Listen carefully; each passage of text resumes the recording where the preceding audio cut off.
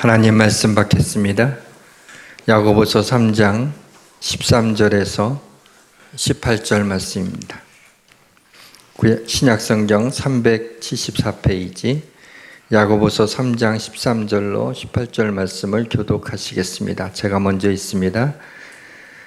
너희 중에 지혜와 총명이 있는 자가 누구냐? 그는 선행으로 말미암아 지혜의 온유함으로 그 행함을 보일지니라.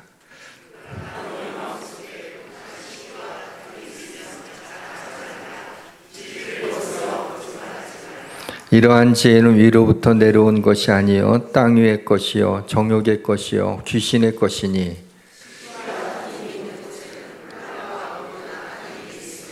오직 위로부터 난 지혜는 첫째 성결하고 다음에 화평하고 관용하고 양순하며 긍휼과 선한 열매가 가득하고 편견과 거짓이 없나니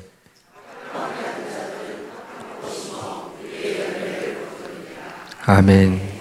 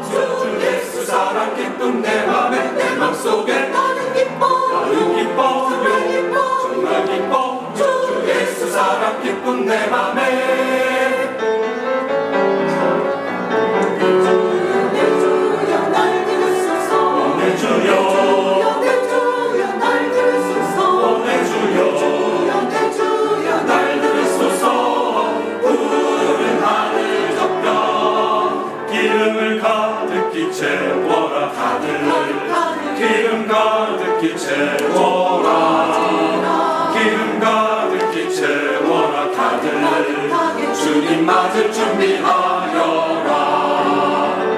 찬양하라 노래하라 우리 주께 영광 돌리세. 찬양하라 노래하라 우리 주께 영광을. 이제 나의 빛 비치게 할 테야. 이제 나의 빛 비치게 할 테야. 비치게 할 테야 나의 빛. 빛을 숨기지 말고 No. 비치게 할 테야. 빛을 숨기지 말고 No. 비치게 할 테야. 비치게 할 테야 나의 빛. 예수 사랑하심을 성경에서 배웠네. 성경에 쓰였네.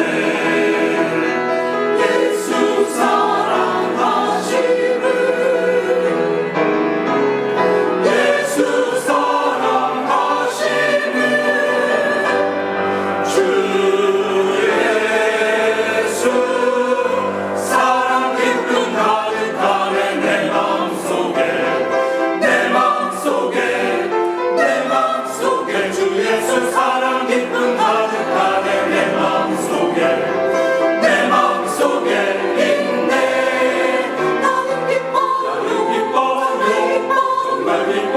주 예수 사랑 기쁨 내 맘에 내 맘속에 나는 기뻐요. 나는 기뻐요. 정말 기뻐. 주 예수 사랑 기쁨 내 맘에 주 예수 사랑 기쁨 내 맘 가득해요.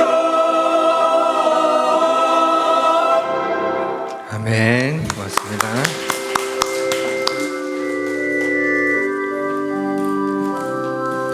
내 손을 주께 높이 듭니다. 내 찬양 받으신 주님. 내 마음을 주께 완자합니다.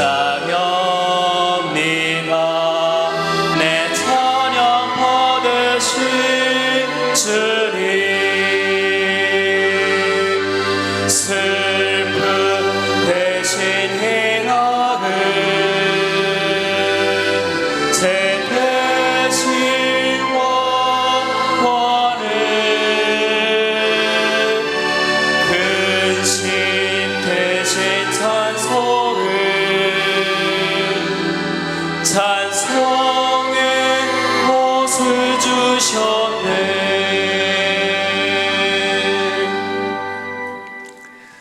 지혜란 제목으로 말씀을 준비하면서 나는 하나님의 지혜로 인생을 살아왔는가 곰곰이 생각해 봤습니다.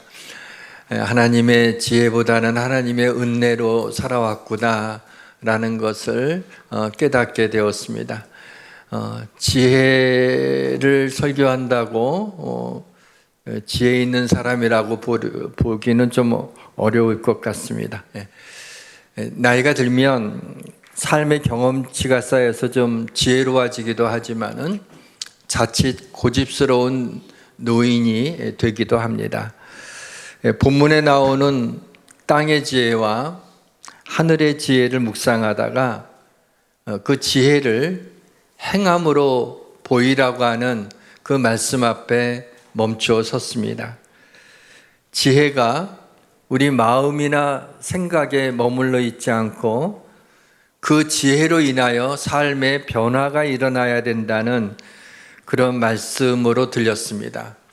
그래서 시기에 초점을 맞춰서 말씀을 드리려고 합니다.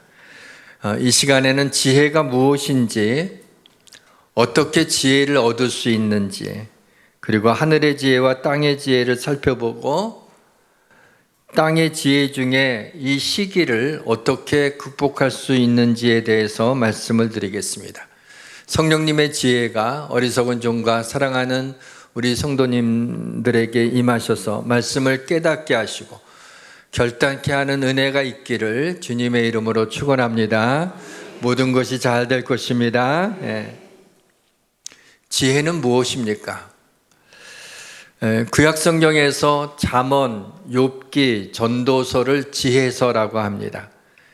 신약 성경에는 지혜서로 분류되는 책은 없지만은 학자들은 야고보서를 신약의 지혜서라고 부릅니다.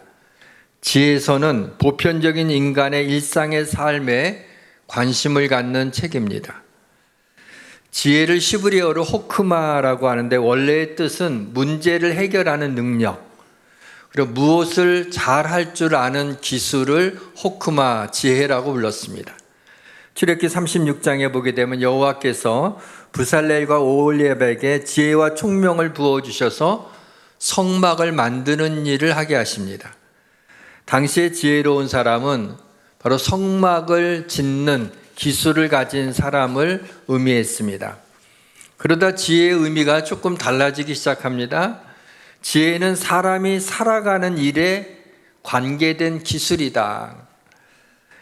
The art of living, 그러죠. 생애 기술의 의미로 쓰여지기 시작한 거예요. 그러니까 지혜는 어떻게 살아야 행복하게 살 수 있을까라는 것을 가르치는 인생의 가이드다라고 생각한 겁니다. 구약의 지혜서에 이르러서는 의롭게 사는 것이 지혜로운 삶이며 여호와를 경외하는 것이 지혜의 근본이라고 말씀하기 시작했습니다. 여호와를 경외하는 것이 지혜의 근본이요 거룩한 자를 아는 것이 명철이니라. 지혜의 대명사로 불리울 수 있는 솔로몬이 노년에 전도서를 쓰면서 마지막 장에 이런 말씀을 남겼습니다. 이래 결국을 다 들었으니 하나님을 경외하고 그의 명령을 지킬지어다. 이것이 모든 사람의 본분이니라. 솔로몬처럼 부귀영화를 누리고 많은 일을 겪고 또 지혜가 많은 사람은 없는데 그 솔로몬이 이제 노년이 되어서 인생을 마감할 날을 얼마 앞두지 않고 그는 가만히 생각해 보니까 하나님을 경외하는 것이 그게 지혜로운 삶이다. 그게 사람의 본분, 마땅히 행할 일이다라고 말씀하고 있습니다. 가장 중요하고 사람들이 반드시 받아야 되는 지혜가 있습니다. 구원에 이르는 지혜입니다. 또 어려서부터 성경을 알았는 성경은 능히 너로 하여금 그리스도 예수 안에 있는 믿음으로 말미암아 구원에 이르는 지혜가 있게 하느니라. 하나님은 성경과 성령을 통해서 구원에 이르는 지혜를 얻게 하셨습니다. 우리 주 예수 그리스도가 지혜입니다. 그리스도는 하나님의 능력이요 하나님의 지혜니라. 할렐루야. 그리스도를 통해 구원에 이르는 지혜를 얻었습니다. 구원을 주신 하나님을 찬양합니다. 예. 어떻게 지혜를 얻을 수 있습니까? 신약 성경에서 가장 먼저 쓰인 책이 야고보서라고 말씀드렸죠. 야고보서 1장 5절에 신약 성경에서 기도에 대한 첫 언급이 나오게 됩니다. 너희 중에 누구든지 지혜가 부족하거든 모든 사람에게 후히 주시고 꾸짖지 아니하시는 하나님께 구하라 그리하면 주시리라 그랬어요. 신약 성경에서 기도에 대한 첫 번째 언급으로 내게 지혜를 구하면 지혜를 주겠다라는 말씀을 하신 겁니다. 그 지혜는 IQ가 높다고 얻어지는 것도 아니고 명문대에 다닌다고 얻어지는 것도 아닙니다. 지혜는 하나님께 구할 때 얻어지는 것입니다.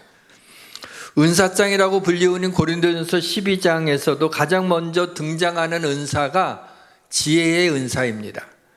어떤 사람에게는 성령으로 말미암아 지혜의 말씀을 그랬어요. 은사는 뜻이 있어서 목적이 있어서 주시는 하나님의 선물입니다. 지혜는 하나님이 주시는 선물이기 때문에 하나님께 지혜를 구해야 하는 것입니다. 사랑하는 성도 여러분, 지혜가 부족하다고 생각하시면 후히 주시고 꾸짖지 아니하시는 하나님께 지혜를 구하시기를 바랍니다. 구하는 자에게 지혜를 주실 것을 믿으시기를 주님의 이름으로 축원합니다. 예. 욥은 지혜를 어디서 얻을까 이렇게 물음을 던지고 이런 얘기를 했습니다. 그 길을 사람이 알지 못하나니 사람 사는 땅에서는 찾을 수 없구나. 하나님이 그 길을 아시며 있는 곳을 아시나니 또 사람에게 말씀하셨도다. 보라, 주를 경외함이 지혜요 악을 떠남이 명철이니라.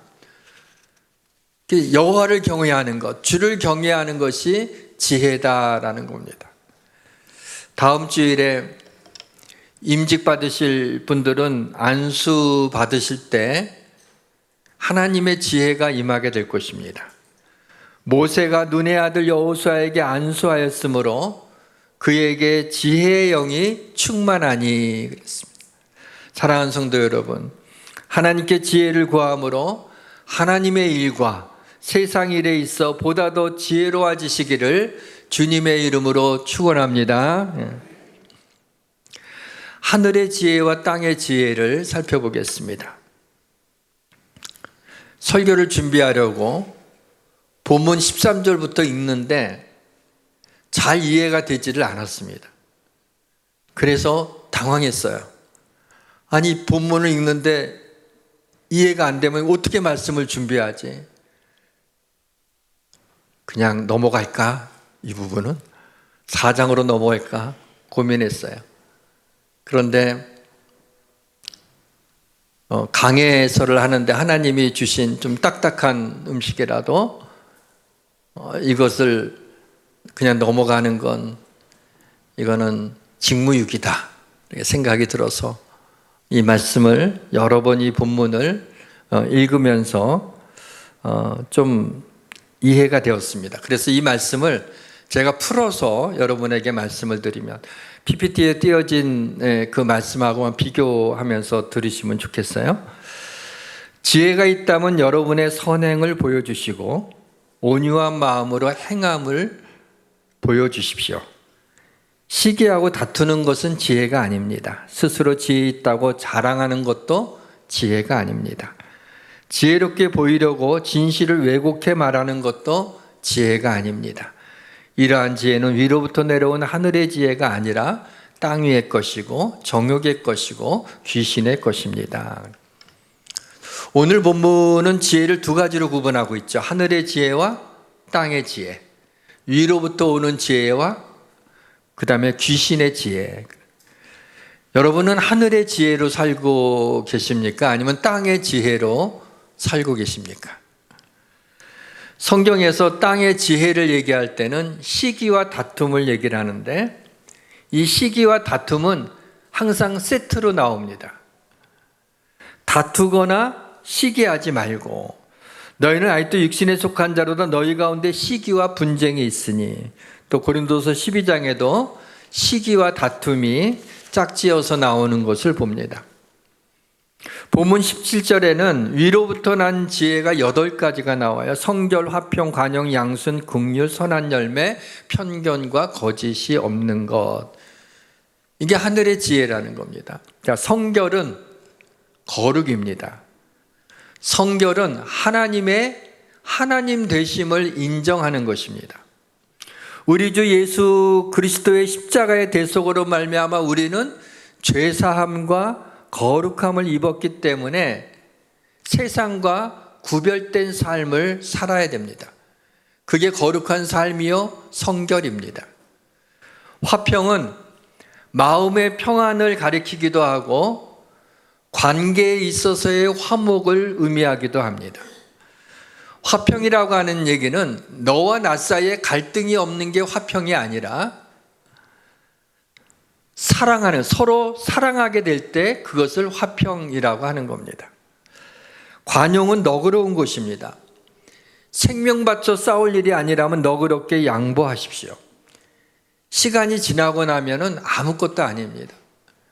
저는 잊혀지지 않는 하나의 사건이 있어요. 전에도 한번 예화로 들었는데, 한 번은 제가 운전을 하면서 가는데 제가 뭘 특별히 잘못했는지는 잘 모르겠어요. 어떻든 좀 상대방 차가 굉장히 화가 나게끔 했나 봐요. 젊은 부부인지 연인인지 이게 탄 차였는데 제가 어떻게 이렇게 가는데 이렇게 가다가 그냥 갑자기 클락션 빵 눌리더니 놀래갖고 제가 더 빨리 갔죠. 이렇게 뭐 시비 붙일라 이렇게 갖고 확 가는데 저보다 더 빨리 달려오는 거예요. 그러더니 거의 이렇게 막 부딪힐 정도로 이렇게 왔어요. 그러더니 창문을 내리고 나보고 내리라는 표정을 하는. 겁이 나요, 안 나요? 그래 어떡하나. 그래서 내리자마자 활짝 웃으면서 진짜 미안하다고. 그랬더니 그렇게 화가 빨리 식은 줄은 몰랐어요. 괜히 거기에 생명 바쳐 싸울 일도 아닌데 같이 내려서 그래 하고 그러다가 우리 집사님이 보시면 어떡하냐 말이야. 그럴 일이 아니라 좀 관용해야 돼요. 좀 너그러워야 돼요. 뭐 잘못한 것 같지 않아도 쏘리 그러면 되는 거죠. 양순이라고 하는 건 목이 곧아서 고집 부리지 않고 주의 인도하심을 따라 순종하는 거예요. 하나님의 말씀에 성령의 감동에 내가 순종하고 있는지 아니면 다시 내 생각으로 덮어버리는지 거기에 따라서 양순이라는 지혜가 있는 겁니다. 긍휼은 공감 능력입니다. 어떤 사람의 아픔을 내 아픔으로 느끼는 감정, 그 능력을 공감 능력, 긍휼이라고 합니다. 내가 누군가를 긍휼히 여기는 마음을 가질 때 하나님이 나를 긍휼히 여기는 것을 느낄 수가 있습니다.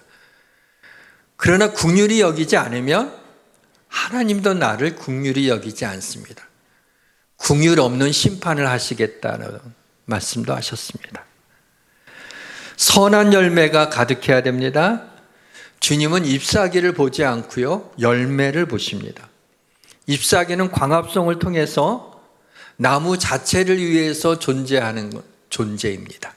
열매는 자기를 위해서 존재하지 않고 다른 존재를 위해서 존재하는 것이 열매입니다.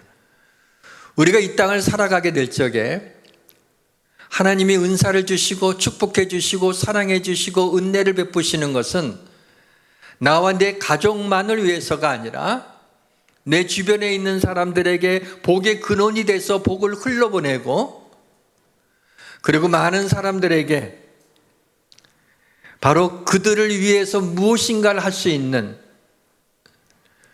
그와 같은 존재가 되기를 원하시는 겁니다.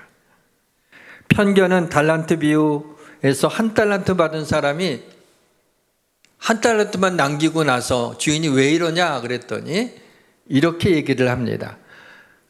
1달란트 받았던 자가 와서 이르되 주인이여 당신은 굳은 사람이라 심지 않은 데서 거두고 해치지 않은 데서 모으는 줄 내가 알았으므로 두려워하여 나가서 당신의 달란트를 땅에 감추어 두었나이다. 보소서 당신의 것을 가지셨나이다. 그래서 주인에 대한 편견이에요. 굳은 사람이라, 아주 인색한 사람이라고 생각한 것이죠. 잘못 생각한 것, 그것이 편견입니다. 우리 그리스도인들은 모든 종류의 편견을 거부해야 됩니다. 거짓말하지 말아야 한다는 것은 우리가 아나니아와 삽비라를 통해서 우리는 잘 알고 있습니다. 시기를 극복하는 방법입니다. 시기는 뼈를 썩게 합니다. 시기는 분노가 미련한 자를 죽이고 시기가 어리석은 자를 멸하느니라. 시기심을 갖는 건 어리석은 일이다. 그런데 시기심이 없는 사람은 없습니다. 난 뭐 시기 같은 거 없어.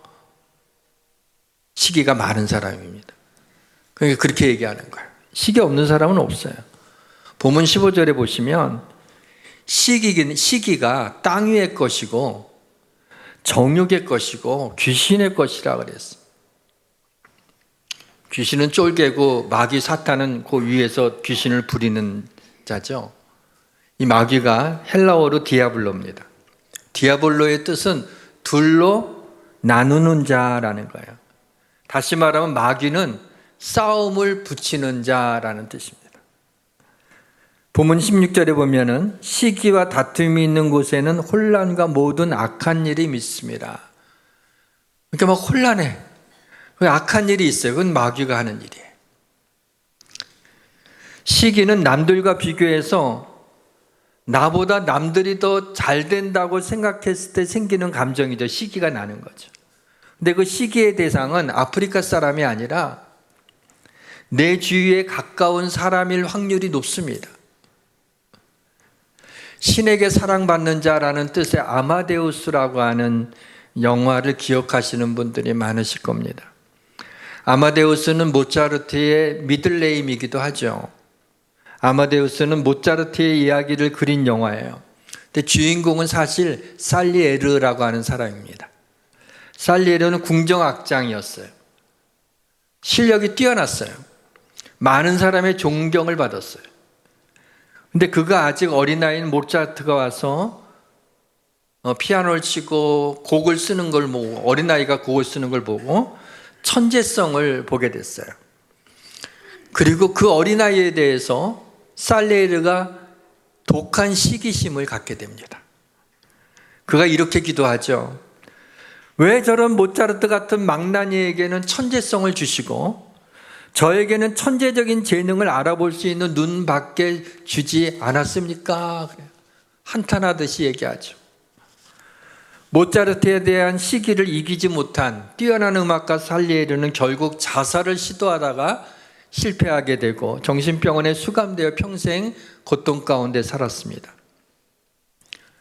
어린아이 모차르트를 향한 그 시기가 일어나는데 그 독한 시기로 인하여 존중받으며 행복하게 살 수 있는 그의 삶을 무너뜨리고 만 거예요. 그 시기 때문에 말이죠.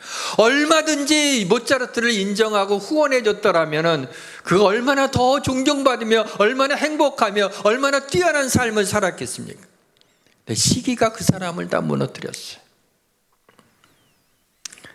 가인은 하나님이 동생 아벨의 제사를 안 받았다면서 아벨을 시기합니다. 왜 아벨의 제사만 하나님이 받으시냐 말이죠. 그래서 아벨을 죽이죠. 최초의 살인자가 돼서 평생을 두려움 가운데 살았습니다. 사울 안도 백성들이 사울이 죽인 자는 천천히요 다윗이 죽인 자는 만만이라 그렇게 부르는 소리를 듣고 역시 시기가 나서 다윗을 죽이려는데 몰두하다가 비극적인 결말을 맞이하게 됩니다. 뿐만 아니라 예수님의 십자가의 죽으심도 종교 지도자들의 시기 때문이었습니다. 그들이 모였을 때 빌라도가 물으되 너희는 내가 누구를 너희에게 놓아주기를 원하느냐 바라바냐 그리스도라 하는 예수냐 하니 이는 그가 그들의 시기로 예수를 넘겨준 줄 알미라. 빌라도도 알 정도로 그들은 시기가 드러났습니다. 고린도서 1장 12절에 보면 고린도 교회가 네 파로 나누어져 있었습니다. 고린도 교회를 세운 바울을 따르는 바울파. 그리고 바울이 고린도 교회에만 머물러 있을 수 없잖아요. 3년 동안 목회하다가 이제 다른 곳으로 옮겨지게 될 때 후임으로 아볼로 목사님이 오셔서 목회를 잘 양육을 했어요. 그래서 나는 그러면 아볼로를 따른다. 그래서 나는 아볼로파다라는 사람들이 또 생겨났어요. 그런가 하면 예루살렘 교회로부터 온 정통 유대인 크리스찬들이 우리는 베드로파다. 게바라는 건 베드로의 아람어 이름이죠. 게바파, 베드로파다 그랬어. 그러다가 어떤 사람들이 이것저것 다 꼴보기 싫다. 나는 그리스도파다라고 주장하는 사람도 생겼습니다. 이것을 알고 바울이 상당히 강한 어조로 책망을 합니다. 그리스도께서 나뉘으셨느냐? 바울이 너희를 위하여 십자가 못 박혔으며 바울의 이름으로 너희가 세례를 받았느냐? 아니 그리스도가 나누어졌느냐 말이야. 내가 너희를 위해 내가 십자가에 못 박았느냐? 내 이름으로 세례를 줬냐? 그거 아니지 않냐? 예수 그리스도만인데 왜 너희들이 나누어졌느냐? 같은 마음, 같은 뜻, 같은 생각을 품으라고 얘기를 해요. 마귀가 하는 일은 다른 마음을 품게 하고 분쟁이 일어나고 다툼이 일어나게 하는 거죠. 그러나 성령이 하시는 지혜는 바로 하나 되게 하는 겁니다. 바로 이 이유를 서로 시기하기 때문이라는 걸 알 수 있어요. 너희는 아직도 육신에 속한 자로다. 너희 가운데 시기와 분쟁이 있으니 어찌 육신에 속하여 사람을 따라 행하며 하리요. 교회에서 다투는 것은 이유를 불문하고 땅 위의 것이고 정욕의 것이고 귀신의 것입니다. 교회의 문제는 어떤 에피소드의 문제가 아니라 누구를 향한 불편한 마음, 시기로 인한 안 좋은 감정이 어떤 이벤트로 인하여서 분출되는 것이 교회 문제입니다. 성도에게서 혹은 교회의 어떤 잘못이라고 생각하는 어떤 것들이 보이거든 여러분이 심판자가 되려고 하지 마시고 하나님께 맡기십시오. 하나님께 기도해 주시기를 바랍니다. 교회 가운데 역사하시는 일은 하나님이 하시기 때문입니다. 내가 누군가에게 시기를 받을 수도 있고 내가 누군가를 시기할 수도 있습니다. 시기는 자기보다 나은 사람을 공연히 미워하는 겁니다. 로마서에 보니까 시기가 꽤 악한 것 중에 하나로 꼽고 있더라고요. 곧 모든 불의, 추악, 탐욕, 악의가 가득한 자여 시기, 살인, 분쟁, 사기, 악독이 가득한 자여 수군수군하는 자여. 여기에도 시기가 나오지 않습니까? 시기가 나는 이유는 다른 사람과 비교하기 때문이에요. 다른 사람과 비교하지 마십시오. 하나님은 하나님의 형상대로 우리 한 사람 한 사람을 고유한 퍼스널리티를 가진 그러한 존재로 만들어 주셨어요. 한 사람 한 사람을 굉장히 유니크한 아주 독특한 그 사람밖에 세상에 없는 것처럼 그렇게 하나님이 만들어 놓으셨어요. 사람의 얼굴을 잘 쳐다보게 되면 정말 닮은 사람이 하나도 없어요. 몇십억 명이라도 다 달라요. 쌍둥이도 달라요. 나는 잘 모르겠지만은 아는 사람, 부모님은 잘 아실 거예요. 다르단 말이죠. 다 고유한 그것을 가지고 있어요. 하나님이 그 사람만을 그 사람을 향해서 지으신 하나님의 뜻과 하나님의 은사가 있는 것이에요. 부활하신 예수님이 베드로에게 네가 나를 사랑하느냐라고 묻습니다. 부활하신 주님 앞에서 3번이나 모른다고 했던 베드로는 예수님이 네가 나를 사랑하느냐고 3번 묻는 것이 얼마나 마음에 찔렸겠어요. 나중에는 근심하여 가로되 주여 내가 주를 사랑하는 줄 주께서 아시나이다. 뭐 알면서 자꾸 물으세요. 그랬어요. 그러나 사랑한다는 고백을 합니다. 그랬더니 네가 나중에는 남들이 내게 띠띠우고 네가 원하지 않는 곳으로 가리라. 이게 무슨 말이냐면 순교할 것을 얘기하는 거예요. 베드로가 직감을 했어요. 뭔 얘기인지. 그럴 때 이 베드로는 딱 보니까 요한이 있는 거예요. 쟤는요. 그랬어요. 그래서 요한을 보고 묻습니다. 주님, 이 사람은 어떻게 되겠사옵나이까? 근데 예수님한테 쟤는요 이럴 수는 없으니까 그래도 예의를 갖춰서 이 사람은 어떻게 되겠사옵나이까? 그때 예수님의 대답이 굉장히 시니컬해요. 네가 무슨 상관이냐? 너는 나를 따르라 그랬어. 이게 무슨 얘기냐면 각자 받은 사명이 다르다는 거예요. 우리 한 사람 한 사람의 소명이 다르다는 거예요. 그러니까 다른 사람과 비교하는 걸 하나님이 기뻐하지 않습니다. 우리가 자녀들이 몇 명 있다 하더라도 이 자녀와 이 자녀를 비교합니까? 형 동생 자꾸 비교하면 안 돼요. 애들이 굉장히 싫어하죠. 왜 그래요?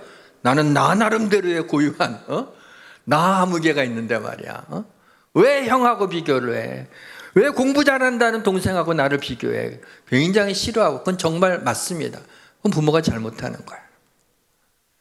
남하고 비교를 해서 우월감을 가지는 것도 교만한 겁니다. 남하고 비교해서 열등감을 가지는 것도 그것도 잘못된 것입니다. 우리는 비교해서는 안 돼요. 내가 누군가에게 시기를 받을 때 어떻게 해야 됩니까? 여러분, 죄성을 가진 사람들에게는 기본 사양으로 시기심이 장착되어 있어요. 누구에나 다 시기심이 있어요. 따라서 누가 나를 시기하고 있다는 것을 알았을 때 너무 마음 상해할 필요가 없습니다. 나도 시기를 받을 수 있다고 생각하셔야죠. 모든 사람이 나를 다 좋아할 수는 없잖아요. 내가 좀 뭐 잘 됐을 때 나를 시기하려면은 그렇구나 그렇게 생각해요. 다른 사람이 나를 어떻게 보느냐에 너무 매몰될 필요가 없습니다. 왜냐하면 시기를 받는다는 건 뭐예요? 그만큼 뛰어나다는 거예요. 근데 시기를 받으면 할렐루야 하세요. 나를 인정해 주는구나. 시기는 다른 말로 표현하면 인정해 주는 거예요. 마음 상해하지 마시라고요. 어떤 이들은 투기와 분쟁으로, 어떤 이들은 착한 뜻으로 그리스도를 전파하나니 이들은 내가 복음을 변증하기 위해 세우심을 받은 줄 알고 사랑으로 하나 그들은 나의 매임에 괴로움을 더하게 할 줄로 생각하여 순수하지 못하게 다툼으로 그리스도를 전파하느니라.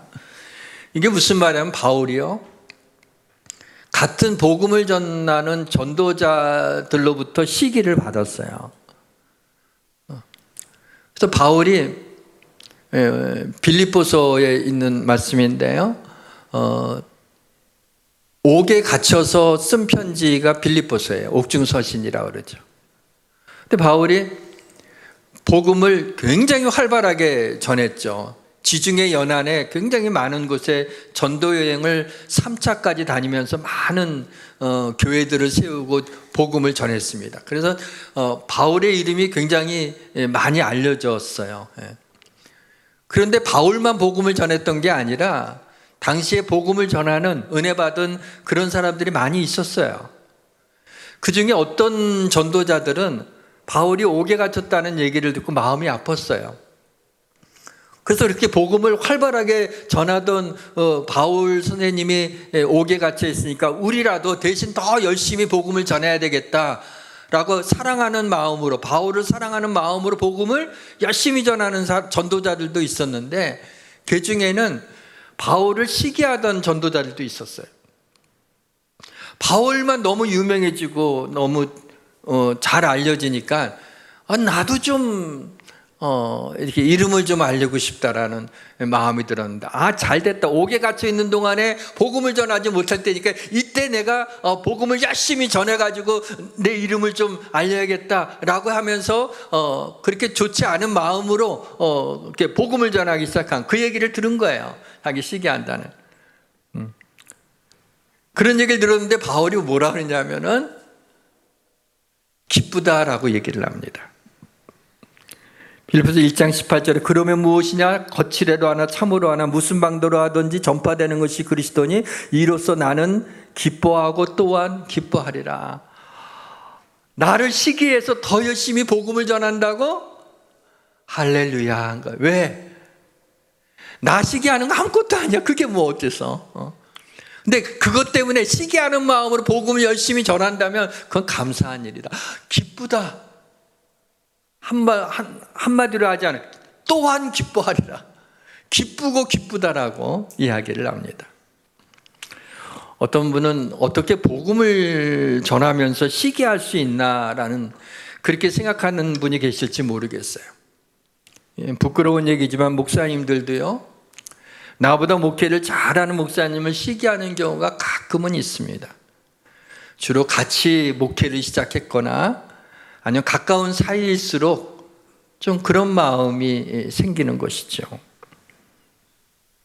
그런데 바울처럼 우리는 사람의 나를 시기하는 시기가 중요한 것이 아니라 하나님이 맡겨진 사명이 더 중요하다고 생각해야 됩니다.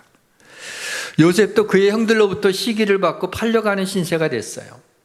형들의 시기를 받았지만 요셉은 형들에 대해서 원한을 품지 않았습니다. 나중에 요셉이 꿈을 해몽하고 애굽 이집트의 총리가 되었을 때 곡식을 구하러 그 형들이 다 오지 않았습니까? 베냐민 막내 동생 빼놓고 형들이 쫙 왔어요. 10명의 형들이 왔는데 뭐 고개도 못 들고 있었죠. 그러다가 이제 말을 시키니까 고개를 들고 보니까는 어릴 때 애굽에다가 팔았던 넘겼던 그 요셉인 줄 알고 얼굴이 사색들이 되었어요. 이제 복수하겠구나. 우리를 다 죽이겠구나. 그리고 뭐 아버지가 살아계신데 아버지가 그러지 말라고 그러셨다고 하면서 막 이렇게 하죠. 그 얘기를 듣고 있던 요셉이 이렇게 얘기합니다. 나를 이리로 보낸 이는 당신들이 아니요 하나님이시다 그랬어.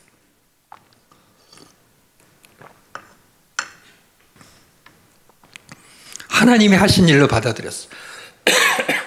죄송합니다. 그러니까 형들의 시기를, 그 시기로 인하여 자신이 이집트로 오게 돼서 총리가 돼서, 그리고 고대 근동증암에 굶주려 있는 자들에게 식량을 나누어 줄 수 있게, 생명을 줄 수 있게 한 것은 하나님의 인도하심이다. 그렇게 받아들인 거예요. 결국에는 하나님이 바로의 입을 통해서 요셉을 지혜롭다고 칭찬하십니다. 요셉에게 이르되 하나님이 이 모든 것을 내게 보이셨으니 너와 같이 명철하고 지혜 있는 자가 없도다 그랬어. 이제 내가 누구에 대해서 시기심이 생길 때는 어떻게 해야 됩니까? 남들이 나를 시기할 때는 이제 그렇게 하면 되는데, 내 마음에 시기심이 일어나기 시작하면 어떻게 해야 되냐 말이에요. 나보다 다른 사람이 인정받는 걸 보면 속이 뒤틀려서 참기가 어려운 분들이 있습니까? 타인의 칭찬을 의식하고 타인의 평가에 지배를 받으면 결과적으로 시기가 여러분의 마음을 장악하게 됩니다. 사람의 칭찬보다는 하나님의 칭찬을 구하시기를 바랍니다. 사람의 작은 칭찬보다 1000배나 더 큰 보상을 받게 될 것을 믿으시기를 바랍니다. 너희가 서로 영광을 취하고 유일하신 하나님께로부터는 영광을 구하지 아니하니 어찌 나를 믿을 수 있느냐. 서로 시기하고 높아지려고, 서로 영광을 취하려고 하면 하나님으로부터 오는 영광을 너희가 구하지 않으면 어찌 나를 믿을 수 있느냐라는 겁니다. 고린도서 13장은 사랑장이라고 합니다. 사랑에 대한 속성을 말하면서 이렇게 하죠. 사랑은 시기하지 아니하며. 내 안에 있는 시기심을 이기기 위해서는 사실 시기가 일어날 때 그 사람을 사랑하는 것은 쉽지 않은 일이에요. 근데 시기는 사랑하지 않는 거라 그랬으니까 사랑하면 시기가 없어지게 되는 거죠. 바울이 내가 예수 그리스도의 심장으로 너희 무리를 얼마나 사모하는지 하나님이 내 증인이시라. 그러니까 바울의 마음에 그리스도의 심장을 가지고 사람들을 사랑했어요. 그러니까 자기를 시기해도 그를 사랑한 거예요. 그리고 하나님께 영광을 돌리고, 그래서 기뻐한 거예요. 시기를 받아도 기뻐할 수 있었던 이유죠. 시기가 날 때는 겸손한 마음으로 자기보다 남을 낮게 여기시기를 바랍니다. 겸손한 마음으로 남을 나보다 낮게 여기면 시기심이 사라지게 됩니다. 이렇게 하세요. 저 사람이 나보다 노력을 더 많이 해서 좋은 결과를 얻었구나. 칭찬 한 스푼. 나보다 능력이 있어서 성공했구나. 칭찬 한 스푼. 먹이는 거예요. 먹인다는 말 알죠? 일단 먹여야 돼요. 나보다 하나님이 더 많은 은사를 저 사람에게 주었구나. 축복 한 스푼. 그렇게 먹이면, 그렇게 칭찬하고 축복하면 하나님이 얼마나 기뻐하시겠어요. 하나님이 다른 사람을 칭찬하는 그를 더 축복하지 않으시겠습니까? 야곱의 두 아내 레아와 라헬은 자매죠. 친자매였어요. 근데 둘 다 야곱의 아내가 됐죠. 서로를 향한 시기가 대단했어요. 이 친자매가 더 무서운가 봐요. 일반적으로 여자들이 시기와 질투가 심하다고 하는데 그럴 수도 있고 꼭 그렇지 않을 수도 있습니다. 남자들도 시기에 불타면 그에 못지 않습니다. 살리에르가 그랬잖아요. 라헬은 아들을 낳지 못해서 레아를 시기합니다. 자기가 야곱에게 사랑받고 있다는 것 때문에 행복해야 되는데 아기를 낳지 못한다는 것 때문에 아기를 낳은 언니 레아를 시기했어요. 이렇게 말합니다. 라헬이 자기가 야곱에게서 아들을 낳지 못함을 보고 그의 언니를 시기하여 야곱에게 이르되 내게 자식을 낳게 하라. 그렇지 아니하면 내가 죽겠노라. 이렇게 말하는 사람들 있죠. 라헬이 예쁘기는 한 것 같아요. 7년 더 기다려서 얻었으니까. 성격은 보통이 아닙니다. 예쁘면 성격이 그런가? 잘 모르겠어요. 그런데 실제로 라헬은 베냐민을 낳고 죽었어요. 그러니까 내가 죽겠노라 그러지 말란 말이죠. 그러면 그래 하고 하나님이 생명을 거둬갔어요. 반면에 레아도, 이제 레아는 남편 야곱의 사랑을 받고 싶은데 받지 못하니까 남편의 사랑을 받는 라헬에 대한 시기심 가득했어요. 그런데 하나님이 레아가 사랑받지 못함을 보시고 긍휼히 여겨서 그의 태를 여셔서 르우벤과 시므온과 레위와 유다를 낳게 했어요. 그때 하나님을 찬양합니다. 그가 임신하여 아들을 낳고 이르되 내가 이제는 여호와를 찬송하리로다. 시기심이 많이 있었지만 하나님이 내게 긍휼 베푼 것을 알고 하나님을 찬양하기 시작한, 그것이 라헬과 다른 점이에요. 시기심을 참을 수 없었던 레아, 그러나 하나님의 은혜를 입었을 때 그 시기심이 하나님을 찬양하는 것으로 바뀐 거죠. 사랑하는 성도 여러분, 우리가 살면서 시기를 받을 수도 있고 또 시기하는 마음이 일어날 수도 있습니다. 그럴 때 시기하는 마음을 인정하고 하나님께 그 마음을 아뢰십시오. 그러면 하나님이 긍휼히 여기셔서 시기를 축복의 통로로 사용해 주실 것을 믿으시기를 주의 이름으로 축원합니다. 우리 찬양합시다. 아름다운 마음들이 모여서.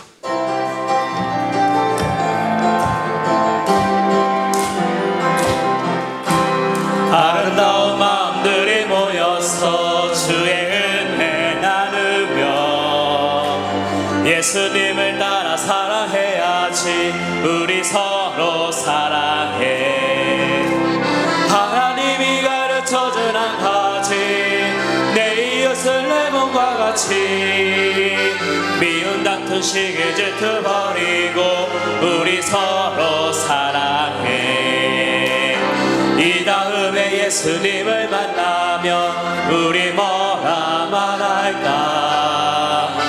그때는 부끄러움 없어야지. 우리 서로 사랑해. 하나님이 가르쳐준 한 가지, 내 이웃을 내 몸과 같이. 미움 다툰 시기 질투 버리고 우리 서로 사랑해. 하나님, 우리 마음에 시기심이 있는 것을 인정합니다. 때로 시기를 받을 때도 있습니다. 그러나 사람의 칭찬보다 하나님의 칭찬을 구하고 우리 마음에 있는 그 시기를 주님께 아뢰며 하나님의 긍휼하심을 입어 그 시기가 축복의 통로로 바뀌는 그런 놀라운 역사를 우리 성도들 가운데 이루어지게 하여 주옵소서. 예수님의 이름으로 기도합니다. 아멘.